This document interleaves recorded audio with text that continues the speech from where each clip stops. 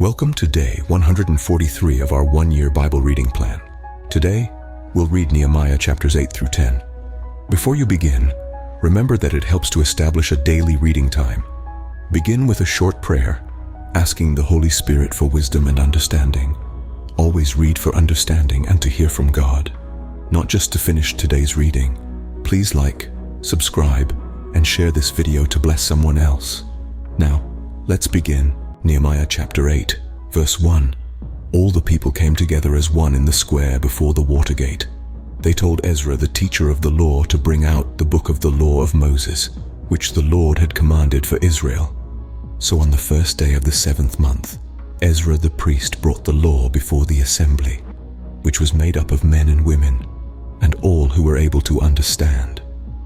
He read it aloud from daybreak till noon as he faced the square before the water gate in the presence of the men, women, and others who could understand.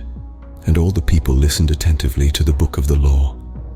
Ezra, the teacher of the law, stood on a high wooden platform built for the occasion. Beside him on his right stood Mattithiah, Shema, Ananiah, Uriah, Hilkiah, and Maaseiah.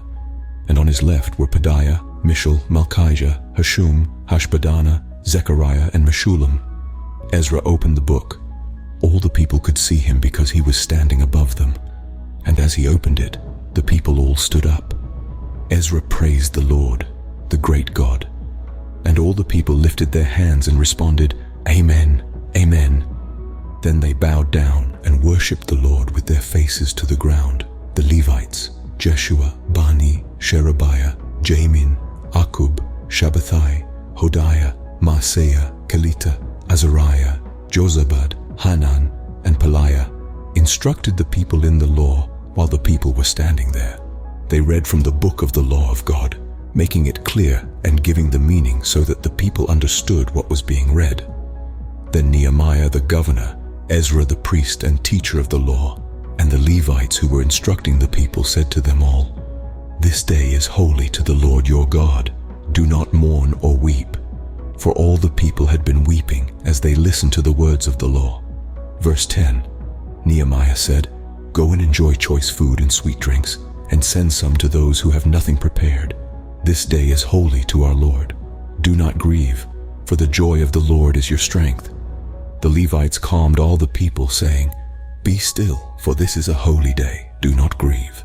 Then all the people went away to eat and drink, to send portions of food and to celebrate with great joy, because they now understood the words that had been made known to them.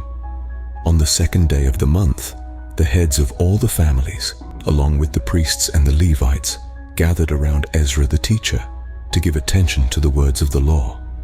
They found written in the law, which the Lord had commanded through Moses, that the Israelites were to live in temporary shelters during the festival of the 7th month, and that they should proclaim this word and spread it throughout their towns and in Jerusalem.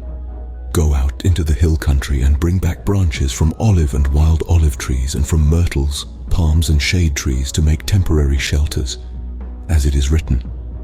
So the people went out and brought back branches and built themselves temporary shelters on their own roofs, in their courtyards, in the courts of the house of God, and in the square by the water gate, and the one by the gate of Ephraim. The whole company that had returned from exile built temporary shelters and lived in them. From the days of Joshua son of Nun until that day, the Israelites had not celebrated it like this, and their joy was very great. Day after day, from the first day to the last, Ezra read from the book of the law of God.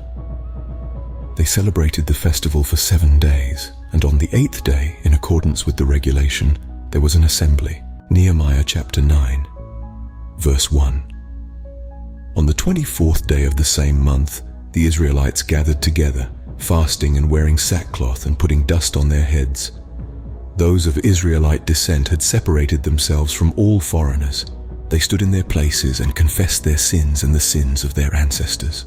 They stood where they were and read from the book of the law of the Lord their God for a quarter of the day, and spent another quarter in confession and in worshipping the Lord their God. Standing on the stairs of the Levites were Jeshua, Bani, Kadmiel, Shebaniah, Buni, Sherebiah, Bani, and Kenani. They cried out with loud voices to the Lord their God, and the Levites, Jeshua, Kadmiel, Bani, Hashabneiah, Sherebiah, Hodiah, Shebaniah, and Pethahiah said, "Stand up and praise the Lord your God, who is from everlasting to everlasting. Blessed be your glorious name, and may it be exalted above all blessing and praise. You alone are the Lord. You made the heavens, even the highest heavens, and all their starry host, the earth and all that is on it, the seas and all that is in them. You give life to everything, and the multitudes of heaven worship you. You are the Lord God who chose Abram and brought him out of Ur of the Chaldeans and named him Abraham. You found his heart faithful to you, and you made a covenant with him to give to his descendants the land of the Canaanites, Hittites, Amorites, Perizzites, Jebusites, and Girgashites. You have kept your promise because you are righteous. You saw the suffering of our ancestors in Egypt. You heard their cry at the Red Sea." Verse 10. "You sent signs and wonders against Pharaoh, against all his officials and all the people of his land, for you knew how arrogantly the Egyptians treated them. You made a name for yourself which remains to this day. You divided the sea before them so that they passed through it on dry ground, but you hurled their pursuers into the depths like a stone into mighty waters. By day you led them with a pillar of cloud, and by night with a pillar of fire to give them light on the way they were to take. You came down on Mount Sinai.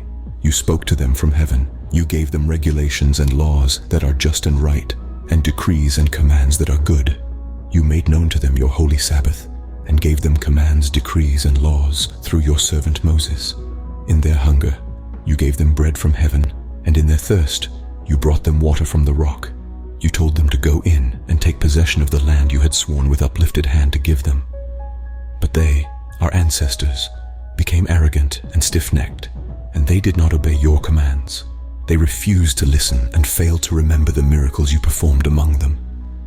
They became stiff-necked and in their rebellion appointed a leader in order to return to their slavery.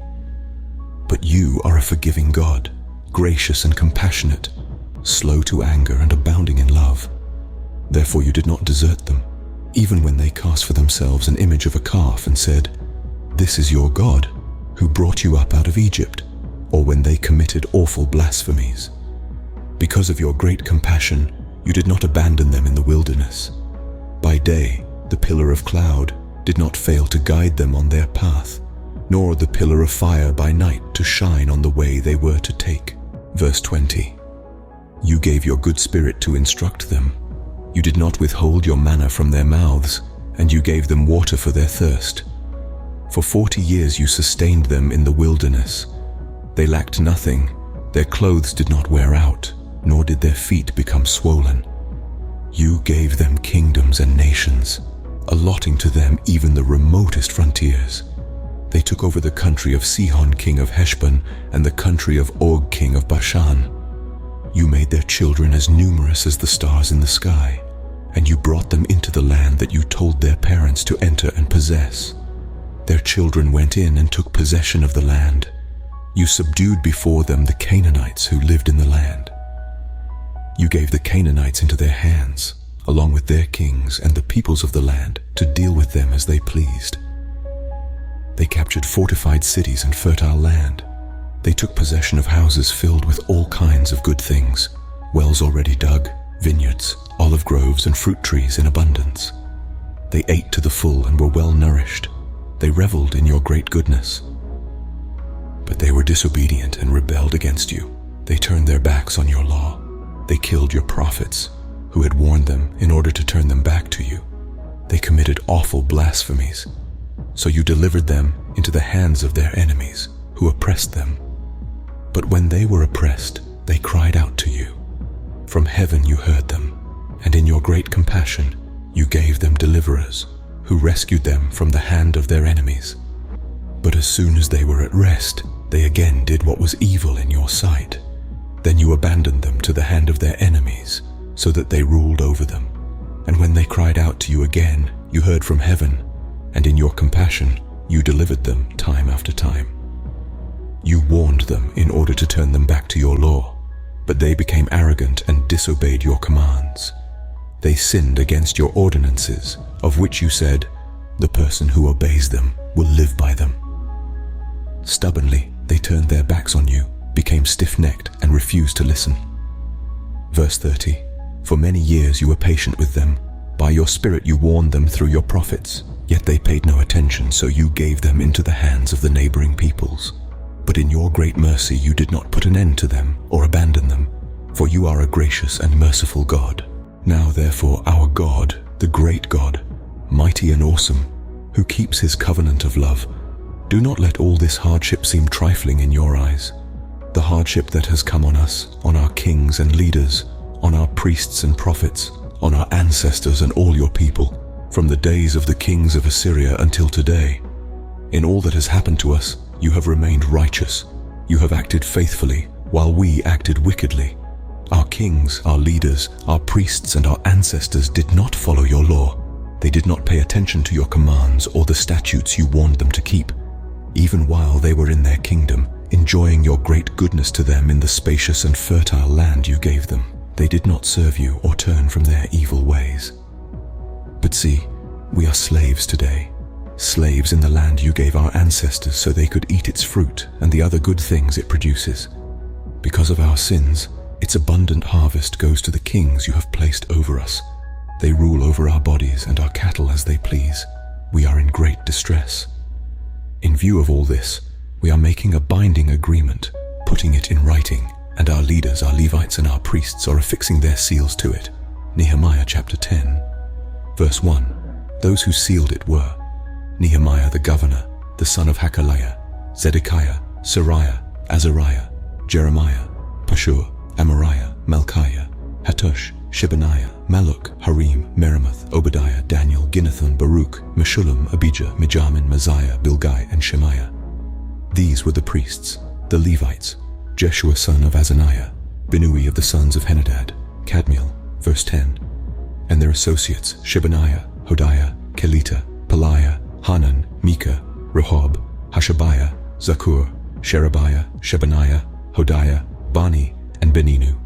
The leaders of the people, Parosh, Pahath Moab, Elam, Zatu, Bani, Buni, Azgad, Bebai, Adonijah, Bigvai, Adin, Ater, Hezekiah, Azur, Hodiah, Hashum, Bezai, Harif, Anathoth, Nebai, verse 20. Magpiash, Meshullam, Hezir, Meshezabel, Zadok, Jaddua, Pelatiah, Hanan, Anaiah, Hoshea, Hananiah, Hashub, Halohesh, Pilha, Shobek, Rehum, Hashabna, Maaseiah, Ahiah, Hanan, Anan, Malak, Harim, and Bana. The rest of the people, priests, Levites, gatekeepers, musicians, temple servants, and all who separated themselves from the neighboring peoples for the sake of the law of God, together with their wives and all their sons and daughters who are able to understand, all these now join their fellow Israelites, the nobles, and bind themselves with a curse and an oath to follow the law of God given through Moses, the servant of God, and to obey carefully all the commands, regulations, and decrees of the Lord our Lord. Verse 30. We promise not to give our daughters in marriage to the peoples around us or take their daughters for our sons. When the neighboring peoples bring merchandise or grain to sell on the Sabbath, we will not buy from them on the Sabbath or on any holy day.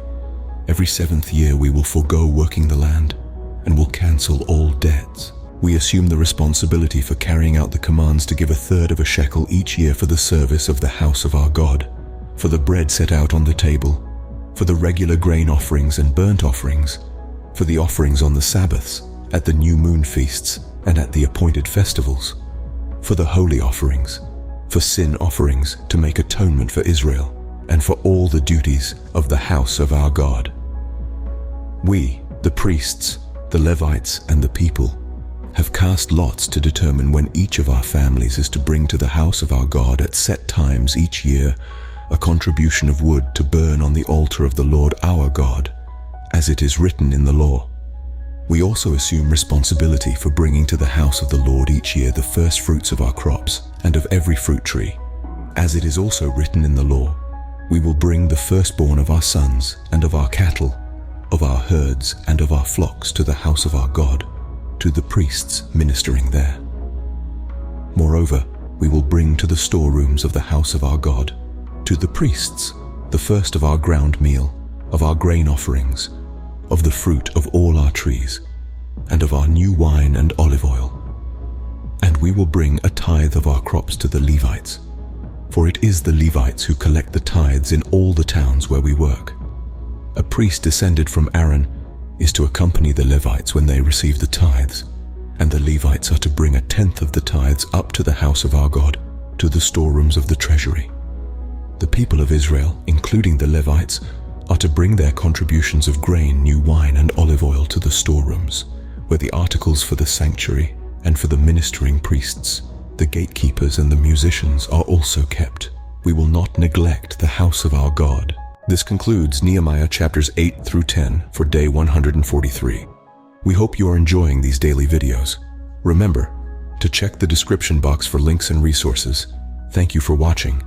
Please like, share, and subscribe. Your support helps spread God's word to reach more people on YouTube. We'll see you in the next video for our day 144 reading.